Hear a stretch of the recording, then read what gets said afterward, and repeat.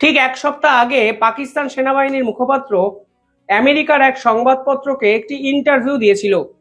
এই ইন্টারভিউটি তখনই প্রকাশিত হয় যখন পাকিস্তানের ফিল্ড মার্শাল আসিম মুনির আমেরিকা সফরে যান এবং ডোনাল্ড ট্রাম্পের সঙ্গে একটি বৈঠক করেন। সেই ইন্টারভিউতে পাকিস্তান সেনাবাহিনীর পক্ষ থেকে জানানো হয়েছিল, যদি এবার ভারত কোনো অবস্থাতেই পাকিস্তানকে খোঁচানোর চেষ্টা করে তাহলে পাকিস্তান নাকি ভারতের পূর্ব সীমান্ত দিয়ে ভারতকে আক্রমণ করতে পারে। তখনই কিন্তু বোঝা যাচ্ছিল তারা বাংলাদেশে এমন কিছু বৃহত্তর পরিকল্পনা করছে যা কিন্তু ভারতের জন্য অত্যন্ত বিপজ্জনক।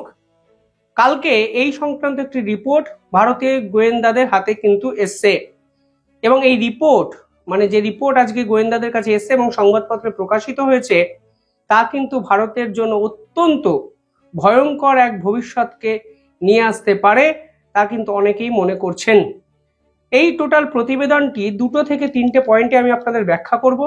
আপনারাও তাহলে বুঝতে পারবেন কিভাবে অপেক্ষা করে আসলে মোহাম্মদ ইউনূসের হাতে একের পর এক অস্ত্র তুলে দেওয়া হয়েছে ভারতের পক্ষ থেকেও। দেখুন, মাঝে মধ্যে আত্মসমালোচনাটাও কিন্তু প্রয়োজন, এটা কিন্তু আপনাকে করতে হবে। আমি সাধারণত খুব বেশি আত্মসমালোচনা বা সমালোচনা করি না, কিন্তু যে রিপোর্ট কালকে সামনে এসছে সেই এই রিপোর্টের পিছনে ভারতকেও কিন্তু কোথাও না কোথাও ভাবতে হবে এবং বুঝতে হবে এখনই হয়তো কাউন্টার স্ট্রাইকের সময়, না হলে একটু দেরি হতে পারে। কেন আমি বলছি কথা? কারণ এখানে বলা হয়েছে পাকিস্তান ঢাকায় নিযুক্ত যে দূতাবাস আছে সেখানে যে হাই কমিশনার আছেন তার নাম ইমরান হায়দার। এই ইমরান হায়দারকে দিয়ে একাধিক বিস্ফোরক প্ল্যানিং কিন্তু বাংলাদেশে করে ফেলেছেন। কি কি প্ল্যানিং করেছেন?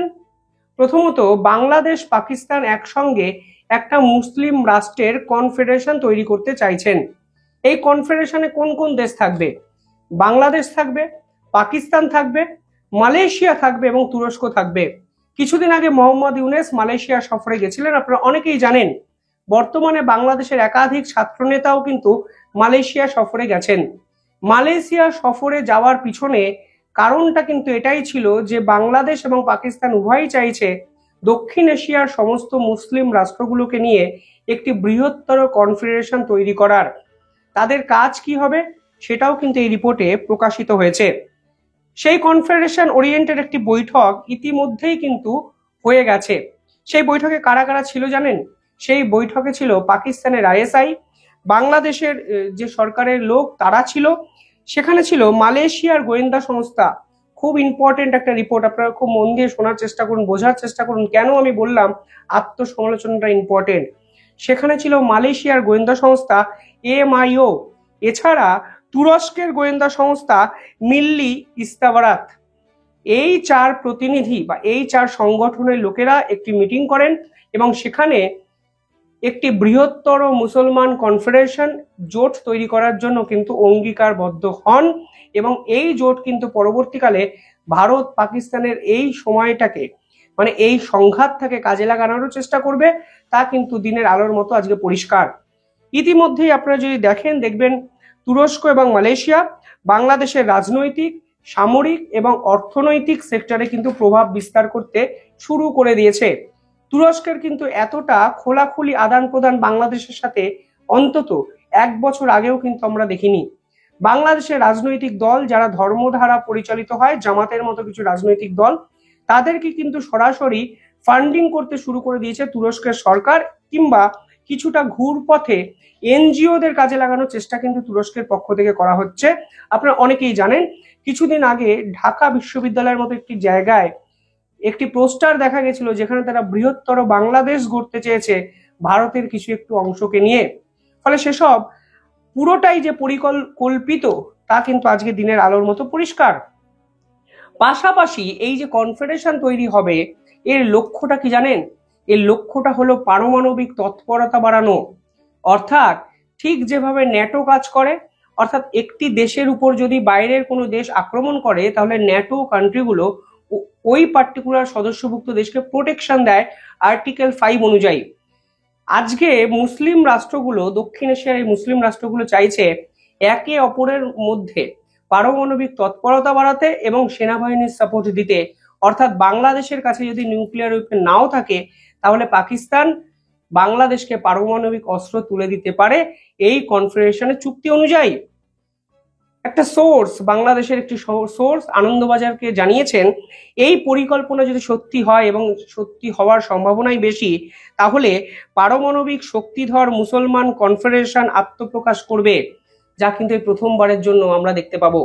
দেখুন, মিডিল ইস্টেও এই ধরনের পারমাণবিক কনফেডারেশন তৈরি করা কিন্তু সম্ভব হয়নি, কিন্তু দক্ষিণ এশিয়ার সম্ভাবনাটা যেখানে যাচ্ছে, সেখানে বাংলাদেশ, মালয়েশিয়া, তুরস্ক এবং পাকিস্তান একজোট হয়ে একটি মুসলমান পারমাণবিক কনফেডারেশন তৈরি করছে, যার কাজই হবে ভারতের বিপক্ষে পরিকল্পনা করা।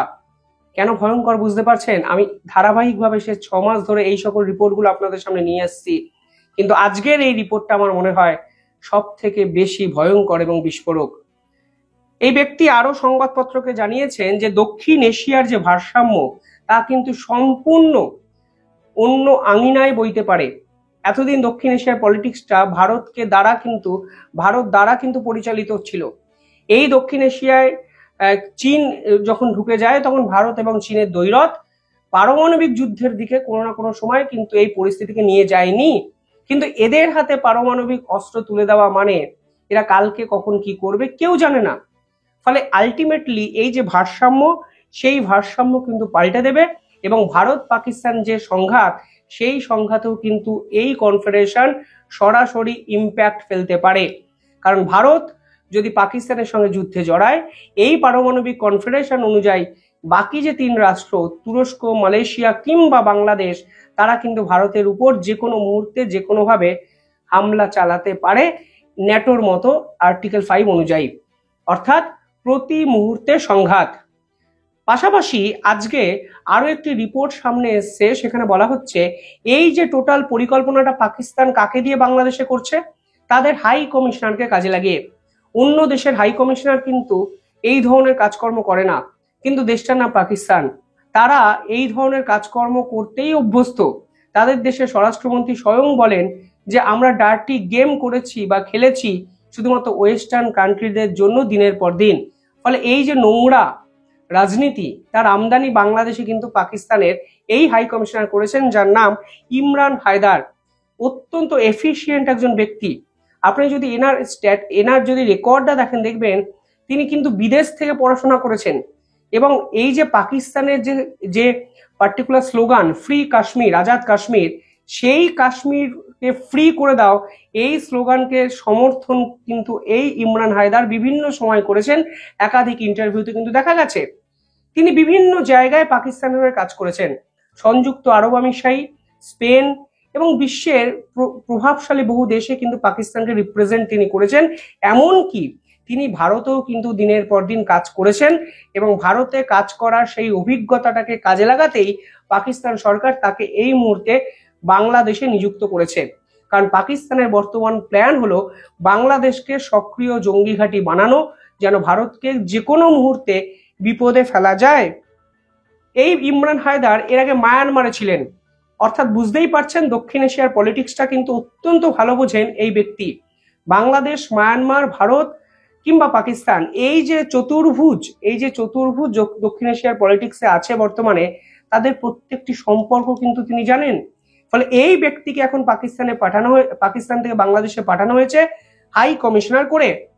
পাশাপাশি আরো একটি তথ্য কালকে আমাদের সামনে এসছে, সেখানে বলা হচ্ছে 4টে নতুন সংগঠন বাংলাদেশের মাটিতে আত্মপ্রকাশ করেছে, যা কেউ জানেই না। আজকে আমি রিপোর্ট করার পর আপনারা বিভিন্ন জায়গায় হয়তো বিভিন্ন খবর দেখবেন, এবং এই 4টে নামকে আপনারা মস্তিষ্কে ঢুকিয়ে নিন। একটি নাম হলো আজাম স্কোয়াড, দ্বিতীয় যে বাহিনী তৈরি হয়েছে তাকে বলা হচ্ছে রাউজান স্কোয়াড, তৃতীয় যে বাহিনী তৈরি হয়েছে তাকে বলা হচ্ছে আল হাজরা একাডেমি, এবং চতুর্থ যে স্কোয়াড বা এই নতুন গ্রুপ তৈরি হয়েছে তার নাম হলো জামায়াতুল আনসার ফিল হিন্দাল। এই যে চতুর্থ নামটি আমি বললাম, সেটা কিন্তু জঙ্গি সংগঠন যারা রোহিঙ্গাদের মধ্যে অ্যাক্টিভলি কাজ করার চেষ্টা করছে। অর্থাৎ বর্তমানে যে বাংলাদেশে যে 1.5 কোটির কাছাকাছি রোহিঙ্গা আছে, রোহিঙ্গা ক্যাম্প আছে, তাদের কাছেও কিন্তু অস্ত্র তুলে দেওয়া হচ্ছে এই সকল সংগঠনের নাম করে, জামায়াতুল আনসার ফিল হিন্দাল নামক সংগঠন দ্বারা। অর্থাৎ এই যে চারটে সংগঠন তারা ভারতের উত্তর পূর্ব সীমান্ত, বাংলা এবং ভারতকে কেন্দ্র করে যে রাজ্যগুলো আছে ভারত বাংলাদেশ বর্ডারে তাদেরকে অশান্ত করার কিন্তু চেষ্টা করবে। অন্যদিকে বাংলাদেশ সরকার সরকারিভাবে পারমাণবিক মুসলমান কনফেডারেশন তৈরি করেছে, যেখানে বাকি মুসলিম রাষ্ট্রগুলো ঢুকে গেছে, যাদের একটাই টার্গেট কিন্তু হবে ভারত। এই রিপোর্ট আজকে প্রকাশিত হয়েছে, আমি শুধু আপনাদের সামনে রিপোর্টটি রাখলাম। কমেন্টে আপনারা জানাবেন এই মুহূর্তে ভারতের কি করা উচিত। ভারত অত্যন্ত তৎপর, ভারতের অত্যন্ত তৎপর, ভারতের গোয়েন্দা দপ্তর অত্যন্ত তৎপর, ভারতের সেনাবাহিনী অত্যন্ত তৎপর, কিন্তু সবকিছু থাকা সত্ত্বেও ভারতের কিন্তু এই রিপোর্ট অত্যন্ত গুরুত্ব সহকারে বিবেচনা করা উচিত এবং তৎপরতার সঙ্গেই দেখা উচিত বলে আমার ব্যক্তিগত অভিমত। কমেন্টে আপনারা জানাবেন ব্যাপারটা নিয়ে আপনারা কি ভাবছেন, এবং চ্যানেলটিকে ভালো লাগলে একটু সাবস্ক্রাইব করে দেবেন। ধন্যবাদ।